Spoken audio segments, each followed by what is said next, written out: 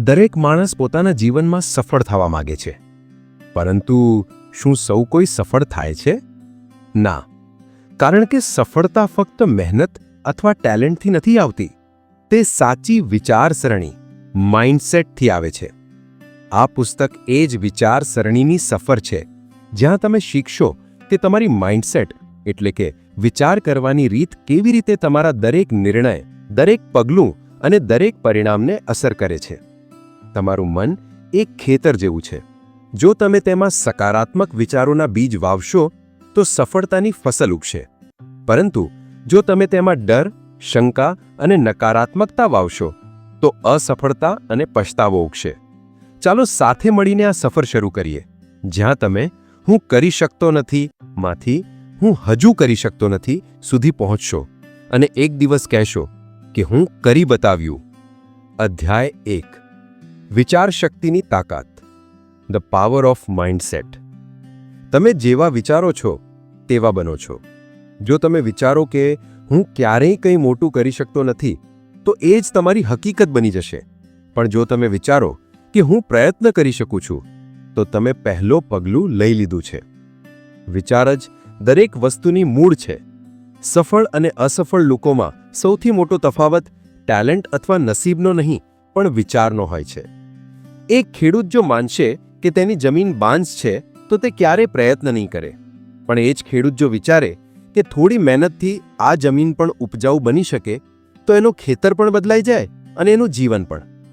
યાદ રાખો, તમારો વિચાર તમારી સૌથી મોટી તાકાત પણ બની શકે અને સૌથી મોટી કમજોરી પણ. અધ્યાય 2. વિચારોની બે દુનિયા. ફિક્સ્ડ માઇન્ડસેટ બસ ગ્રોથ માઇન્ડસેટ. દુનિયામાં બે પ્રકારની વિચારસરણી હોય છે. એક ફિક્સ્ડ માઇન્ડસેટ એટલે કે સ્થિર વિચાર, અને બે ગ્રોથ માઇન્ડસેટ એટલે કે વિકાસશીલ વિચાર. ફિક્સ્ડ માઇન્ડસેટ ધરાવતા લોકો માને છે કે તેમની ક્ષમતા, બુદ્ધિ અને ટેલેન્ટ પહેલાથી નક્કી છે.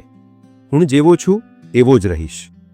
ગ્રોથ માઇન્ડસેટ ધરાવતા લોકો માને છે કે દરેક વસ્તુ શીખી શકાય છે. હું હજુ નથી જાણતો, પણ શીખી શકું છું. એક બાળક જ્યારે પહેલીવાર સાયકલ ચલાવવું શીખે છે ત્યારે તે અનેક વાર પડે છે, પણ ફરી ઊભો થાય છે. તે ક્યારેય નથી કહેતો કે હું કરી શકતો નથી. તે કહે છે હજુ આવડતું નથી. એ જ છે ગ્રોથ માઇન્ડસેટ, અને એ જ માનસિકતા જીવનની દરેક લડાઈ જીતે છે. શીખ. દરેક ભૂલ એક નવો પાઠ છે, અંત નહીં. અધ્યાય 3. હજુ નહીંની શક્તિ. The power of yet. હું કરી શકતો નથી અને હું હજુ કરી શકતો નથી, આ બે વાક્યોમાં આખી દુનિયાનો તફાવત છે. પહેલું વાક્ય દરવાજો બંધ કરે છે, બીજું વાક્ય દરવાજો ખુલ્લો રાખે છે. હજુ નહીં શબ્દમાં આશા છે, સંભાવના છે, જીવન છે. જ્યારે તમે કહો છો હજુ નહીં, ત્યારે તમે તમારા દિમાગને નવો મોકો આપો છો, વધારે સારું બનવાનો, શીખવાનો અને આગળ વધવાનો. ઉદાહરણ: થોમસ એડિસને જ્યારે બલ્બ શોધ્યો ત્યારે તે હજારો વખત નિષ્ફળ ગયો.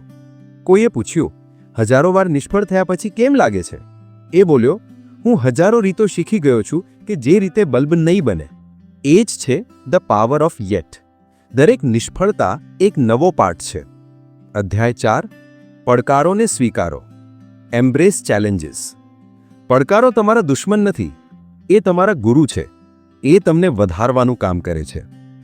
દરેક મુશ્કેલીમાં બે રસ્તા હોય છે, એક ભાગી જવાનો, બીજો લડવાનો.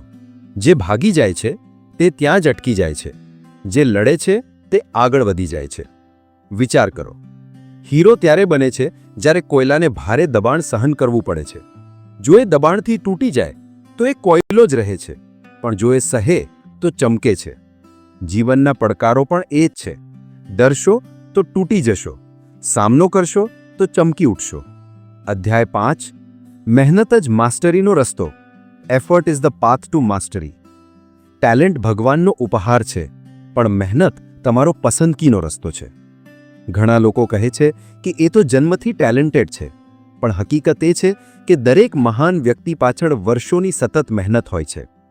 ક્રિકેટર, સંગીતકાર, ઉદ્યોગપતિ બધાએ એક જ વસ્તુ વારંવાર કરી, સુધારી અને શીખી. યાદ રાખો, જ્યારે ટેલેન્ટ મહેનત નથી કરતું ત્યારે મહેનત ટેલેન્ટને હરાવે છે. અધ્યાય 6. ટીકા અને નિષ્ફળતામાંથી શીખો. ટીકા ખરાબ નથી, એ તમને બતાવે છે કે તમે ક્યાં સુધારી શકો છો. જો કોઈ તમને તમારી ખામી બતાવે તો ગુસ્સે નહીં થાઓ, શીખવાની તક તરીકે જુઓ.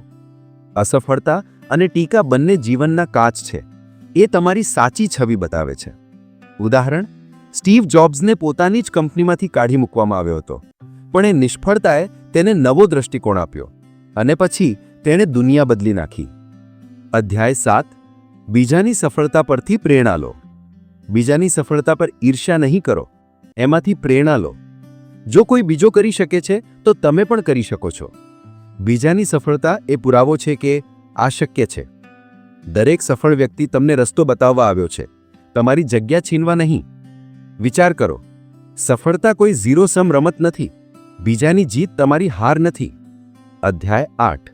વિચાર જ નસીબ બનાવે છે. Your mindset, your destiny. અંતે બધું એક જ વાત પર આવે છે, વિચાર. જે માને છે કે હું કરી શકું છું તે રસ્તો શોધી લે છે, અને જે માને છે કે હું કરી શકતો નથી તે બહાના શોધી લે છે. તમારું જીવન તમારા વિચારોનું પ્રતિબિંબ છે. જેવો વિચાર તેવી જિંદગી, જેવી વિચારસરણી એવું નસીબ. અંતિમ સંદેશ: દરરોજ પોતાને કહો, હું હજુ કરી શકતો નથી, પરંતુ કરી લઈશ. હું નિષ્ફળ નથી, હું શીખી રહ્યો છું. હું રોકાઈશ નહીં, કારણ કે મારી વિચારસરણી મને આગળ લઈ જઈ રહી છે. તમારી પાસે બધું બદલવાની શક્તિ છે, કારણ કે તમારી પાસે વિચાર છે. ફક્ત તેને સાચી દિશામાં લગાવો અને જોશો કે કેવી રીતે નસીબ પણ તમારી વિચારસરણી મુજબ બદલાઈ જાય છે. અહીં પૂરો વિડિયો સમજાવવા માટે એક નાની વાર્તા છે, જેને તમે ધ્યાનથી સાંભળો. આખો વિડિયો 1000% તમને સમજાઈ જશે. તો ચાલો શરૂ કરીએ. વાર્તા: બે બીજોના વિચાર. માઇન્ડસેટની શક્તિ સમજાવતી વાર્તા. એક વખતની વાત છે. પર્વતોની નીચે આવેલું એક નાનું ગામ હતું. ગામની બહાર એક ખેડૂતના ખેતરમાં બે બીજ પડેલા હતા. એકનું નામ હતું આશા અને બીજાનું નામ હતું ભય. બંને માટીમાં દબાયેલા હતા, પણ બંનેની વિચારસરણી અલગ હતી. પહેલું બીજ, ભયનો વિચાર. ભય માટીમાં પડેલો બોલ્યો, મને ડર લાગે છે. બહાર કદાચ બહુ ઠંડી હશે. જો ભારે વરસાદ આવશે તો હું વહી જાઉં શું, કે કોઈ પક્ષી મને ખાઈ ન જાય? તે દરરોજ એ જ વિચારે રહ્યો. સૂર્યની ગરમી અને પ્રકાશ તેની અનુભૂતિ થતી, પણ બહાર નીકળવાની હિંમત તે નથી કરી શક્યો. તે મનમાં બોલતો રહ્યો, હજુ નહીં, કદાચ કાલે, હજી હું તૈયાર નથી. દિવસો પસાર થયા, ઋતુઓ બદલાઈ, વરસાદ આવ્યો, પછી ધૂપ પડી, પણ ભય એ જ માટીમાં છુપાયેલો રહ્યો, અંધકારમાં ગૂંથાયેલો. બીજું બીજ, આશાનો વિચાર. એ જ માટીમાં આશા નામનું બીજ પણ પડેલું હતું. એણે આકાશ તરફ જોયું અને બોલ્યું, હા, બહાર ઠંડી હશે, વરસાદ પણ આવશે, પણ જો હું બહાર નહીં નીકળું તો ક્યારે ફૂલ કેવી રીતે બનીશ? એણે ધીરજથી પ્રયત્ન કર્યો, માટી ચીરીને બહાર નીકળ્યો અને સૂર્ય તરફ માથું ઊંચું કર્યું. પ્રથમ ઠંડી હવાથી કંપી ઉઠ્યો, વરસાદથી ભીંજાઈ ગયો, પણ દર વખતે પોતાને કહેતો, હું વધી રહ્યો છું, હું શીખી રહ્યો છું. ધીરે ધીરે નાનું અંકુર બન્યું, પછી છોડ, પછી એક સુંદર ફૂલ ખીલી ગયું. ગામના બાળકો રોજ એની આસપાસ રમવા આવતા. ખેડૂત એને જોઈને ખુશ થતો અને તિતલીઓ એની આસપાસ ઉડતી. કેટલાક મહિના પછી ભયનું બીજ હજી માટીમાં પડેલું હતું. માટી સુકાઈ ગઈ, હવા ઘટી ગઈ અને એક દિવસે સડીને માટીમાં જ ભળી ગયું. બીજી બાજુ આશાનો છોડ હવે મોટું વૃક્ષ બની ગયો હતો. એના ફળમાંથી નવા બીજ પડ્યા અને એ નવા બીજોએ પણ એ જ રસ્તો પસંદ કર્યો, વધવાનો અને ડરને હરાવવાનો. વાર્તાનો સંદેશ: બંને બીજોને એક જેવી માટી, એક જેવો સૂર્યપ્રકાશ અને વરસાદ મળ્યો, પણ તફાવત ફક્ત વિચારમાં હતો. એક બોલ્યું, હજુ નહીં, અને એ જ જગ્યાએ રહી ગયું. બીજું બોલ્યું, શા માટે નહીં, અને આગળ વધી ગયું.